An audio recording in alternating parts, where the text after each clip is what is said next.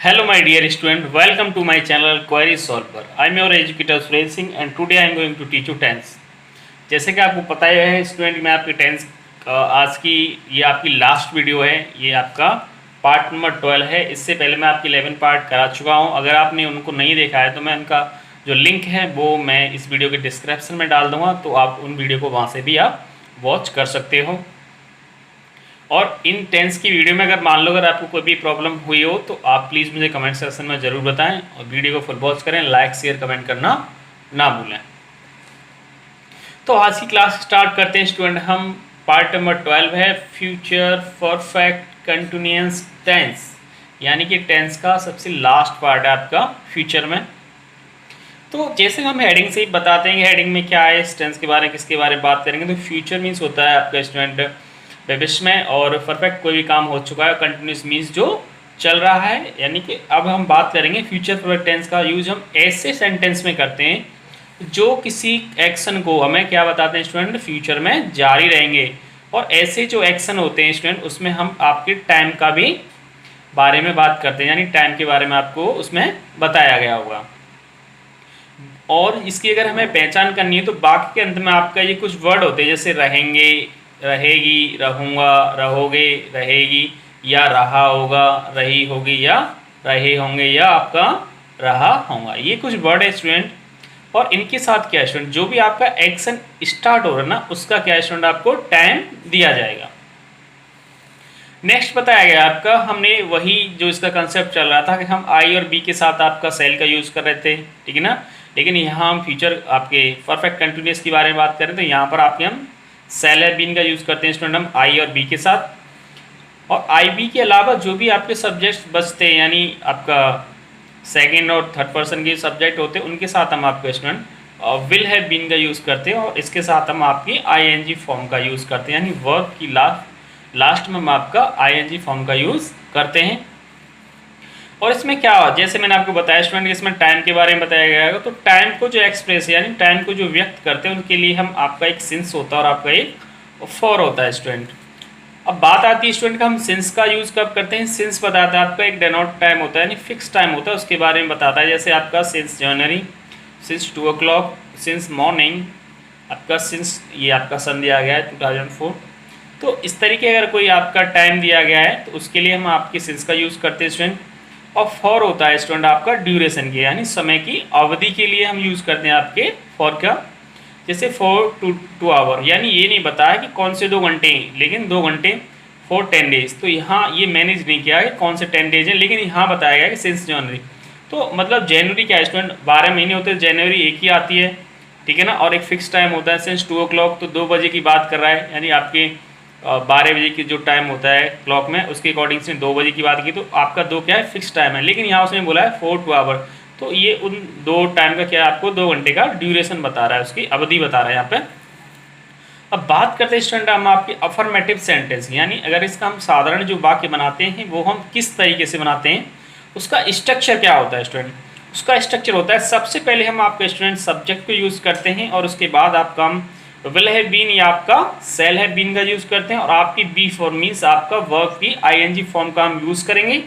और उसके बाद आता है स्टूडेंट आपका ऑब्जेक्ट। अगर हमारा टाइम दिया गया है तो उसके लिए हम सिंस या फॉर का यूज़ करते हैं इस तरीके से। अब बात करते हैं स्टूडेंट हम आपके एग्जाम्पल की। एग्जाम्पल ए में बताया गया है कि she will have been flying kites since morning on next Monday. तो यहाँ आप देखोगे स्टूडेंट, हमने यहाँ पहले सब्जेक्ट है और आपकी वर्ब का यूज़ किया है, यानी shall have been will have been का, क्योंकि ये आपका थर्ड पर्सन का सब्जेक्ट है तो इसके साथ हम आपके विल हैव बीन का यूज़ करेंगे। और आपके यहाँ पर आईएनजी फॉर्म का यूज़ किया हमने, और उसके बाद ये आपका ऑब्जेक्ट है, और ये आपके बाद उसका स्टूडेंट हमने टाइम मैनेज दिया गया है since morning on next Monday. तो यहाँ भी आपका ये टाइम दिया गया इस तरीके से। अगर इसका स्टूडेंट अगर हम हिंदी में प्रोनाउंस करते हैं तो क्या निकलेगा इसका, कि she will have been flying kite since morning on next Monday, ठीक है।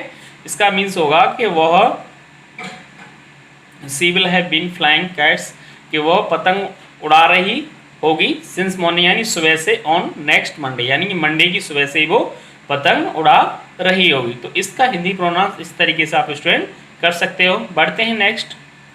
यहाँ आपके एग्जाम्पल बी में बताया गया स्टूडेंट कि रा will have been teaching in this college for 3 year on 15 August 2020। ठीक है, तो यहाँ राम आपका थर्ड पर्सन में सिंगुलर सब्जेक्ट है, उसके अकॉर्डिंग हमने यहाँ पर स्टूडेंट आपका विल हैव का यूज़ किया है और आपका will have been I N G form use किया है। इन दिस कॉलेज तो आपका ये टाइम के लिए फॉर 3 ईयर्स यानी ये समय की बात कर रहा है ऑन 15 अगस्त 2020 यानी 2020 की। तो Ram will have been, Ram पढ़ा रहा होगा, ठीक है, 3 साल से इस कॉलेज में राम पढ़ा रहा है, ठीक है, पढ़ा रहा है किस टाइम पे, मतलब ये एक टाइम दिया गया आपका 15 अगस्त 2020 तक वो क्या है आपका 3 साल से इस कॉलेज में पढ़ा रहा है। तो आपने इस तरीके से देखा स्टूडेंट। नेक्स्ट एग्जाम्पल सी में बताया कि the boys will have been swimming in the tank since 4 o'clock, यानी कि जो लड़के हैं क्या कर रहे होंगे, वो 4 बजे से इस टैंक में तैर रहे होंगे। तो यहाँ आप क्या देख रहे हो, यहाँ पर आपका टाइम भी दिया जा रहा है और उसका काम कब से स्टार्ट हुआ है, यानी 4 बजे से बच्चे क्या है आपके उस टैंक में तैर रहे होंगे। ठीक है, we shall have been reading in this college for 3 years. तो यहाँ वी के अकॉर्डिंग हमने यहाँ पर सेल का यूज़ किया है, सेल हैव बीन का आईएनजी फॉर्म, आपका ऑब्जेक्ट दिया गया है फॉर 3 ईयर्स, ये आपका स्टूडेंट यहाँ पर टाइम दिया गया है। तो यहाँ क्या बता रहा है, हम इस कॉलेज में 3 साल से पढ़ रहे होंगे। ठीक है, तो इस तरीके से आप स्टूडेंट अफर्मेटिव आपका ऐसा सेंटेंस बना सकते हो स्ट्रक्चर के अकॉर्डिंग। नेक्स्ट आपका नेगेटिव एवं आपका इंट्रोगेटिव सेंटेंस, यानी नकारात्मक प्रश्न सूचक जो वाक्य होता है स्टूडेंट, उसको हम किस तरीके से, उसका स्ट्रक्चर क्या होता है। नेगेटिव में क्या होता है स्टूडेंट, जो हम वर्ब यूज करते हैं यानी आपका सेल और विल है, उसके जस्ट बाद आपको नॉट का यूज करना होता है स्टूडेंट्स। तो ये तो करते हैं स्टूडेंट हम नेगेटिव में, और जब बात करते हैं आप इंट्रोगेटिव में, तो इंट्रोगेटिव में आपका सेल और आपके विल की जस्ट बाद हम इसको सब्जेक्ट का यूज करते हैं। ठीक है, बाकी जैसे कि आपके स्ट्रक्चर दिया, अगर नॉट की बात कर रहा है, नॉट लग गया, हैव बीन इसके बाद आईएनजी फॉर्म, और यहाँ पर स्टूडेंट पहले हम ऑब्जेक्ट यूज़ करते हैं, उसके बाद हम सिंस से आपके और फॉर का यूज़ करेंगे।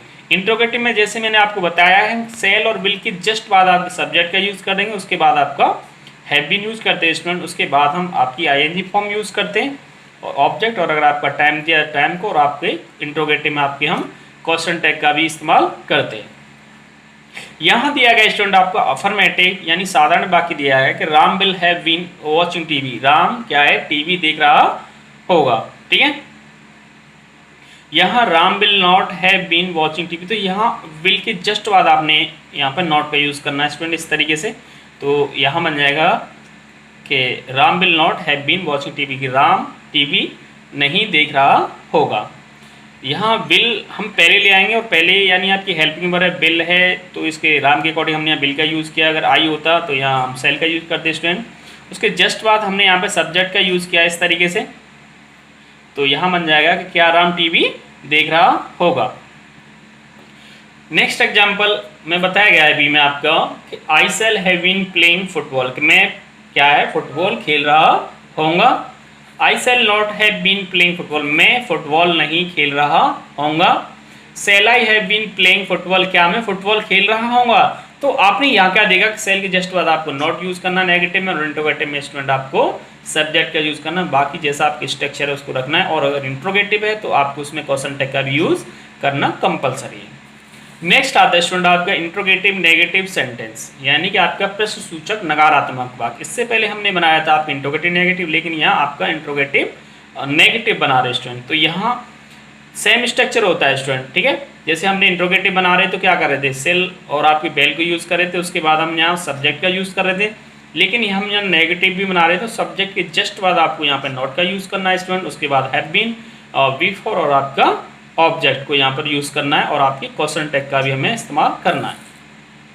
सेकंड स्ट्रक्चर होता है स्टूडेंट इसका शॉर्ट फॉर्म, जैसे हम बिल नॉट को एक साथ लिखना चाहें तो उसको हम वॉन्ट बोल देते हैं, सेल नॉट को हम आप एक साथ लिखते हैं तो उसको हम सेंड बोल देते हैं यहाँ पर। उसके बाद स्टूडेंट आपको सब्जेक्ट यूज़ करना है, नॉट यहाँ यूज़ नहीं करना है क्योंकि आपका नॉट यहाँ पर ऑलरेडी यहाँ पर हम इसके साथ हमने इसको ऐड कर दिया है। उसके बाद आपका हैव बीन या ठीक है, उसके बाद हम यहाँ पर बी फॉर ऑब्जेक्ट और आपके क्वेश्चन टैग का इस्तेमाल करते हैं। अगर टाइम दिया गया तो सिंस फॉर हो, वो भी हम यहाँ पर यूज़ कर सकते हैं स्टूडेंट्स। एग्जाम्पल दिया है कि I shall have been watching match since morning. ठीक है, इसका अगर हम हिंदी प्रोनाउंस निकालेंगे तो यहाँ निकलेगा I shall have been watching match since morning, मैं सुबह से मैच देख रहा हूँगा। ठीक है, तो यहाँ क्या देख रहे हो स्टूडेंट, हमने यहाँ पर टाइम का भी यूज़ किया है। ठीक है, तो आई के अकॉर्डिंग हमने यहाँ सेल का यूज़ किया है और आपकी आईएनजी फॉर्म और आपका ऑब्जेक्ट है। इस तरीके से जब इसका स्टूडेंट हम इंट्रोगेटिव नेगेटिव बनाते हैं तो मैंने आपको बताया कि हम हेल्पिंग वर्ब के जस्ट बाद आपको सब्जेक्ट को रखते हैं और सब्जेक्ट के जस्ट बाद आपको स्टूडेंट क्या रखना है, आपको नॉट को हमें को रखना होता है। उसके बाद जैसा आपका सेंटेंस दिया गया है उसको हमें ऐसे उतारना होता है, ठीक है। और आपको क्वेश्चन टैग का हमें इस्तेमाल करना होता है। शॉर्ट फॉर्म से अगर बनाते हैं स्टूडेंट तो हम वहाँ केवल आपके नॉट को हम यहाँ ऐड कर दिया है, सेल नॉट था तो हमने यहाँ सेंड यूज़ कर दिया, इसको आपका सब्जेक्ट यूज़ करेंगे। हम यहाँ पर नॉट का यूज़ नहीं करेंगे क्योंकि हमारा नॉट यहाँ पर ऑलरेडी हमने यूज़ कर लिया स्टूडेंट। उसके अकॉर्डिंग हमने आईएनजी फॉर्म और आपका ऑब्जेक्ट और आपका टाइम और आपके क्वेश्चन टैग का हम इस्तेमाल करते हैं स्टूडेंट। तो आज की क्लास थी यहीं तक। तो प्लीज़ वीडियो को अच्छी लगी हो तो वीडियो को लाइक शेयर कमेंट करना ना भूलें। तो student thanks for watching. Subscribe to our channel by clicking the subscribe button. Click the bell button and enjoy the latest uploads from our channel.